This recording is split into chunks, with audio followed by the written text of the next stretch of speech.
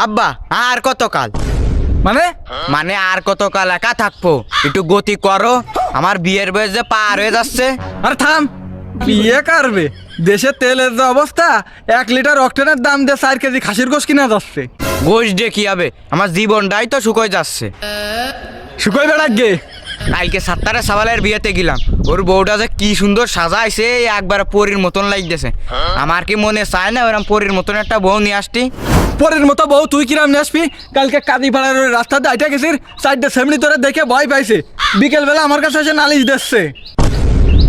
ভয় পাইছে কেন আব্বা? ওরা মনে করেছে তুই ভূত।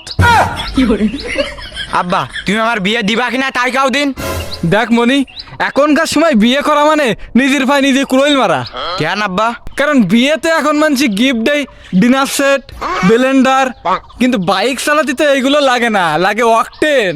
আব্বা আমি একটা বুদ্ধি করেছি, বিয়ের কার্ডে লিখে দেবো যে আমার বিয়ে থেকে অক্টেন না নিয়ে আসে না। তাহলে তোর বিয়ে করতে হবে না। কেন আব্বা?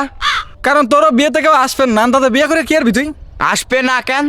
তোর জন্য কি মানুষ জন্য পেট্রোল পাম্প ফুটোই না আসবে? পাম্প ফুটোই নিয়ে আসতে হবে কেটে 1 কেজি অক্টেন করে দিলি তো যায়।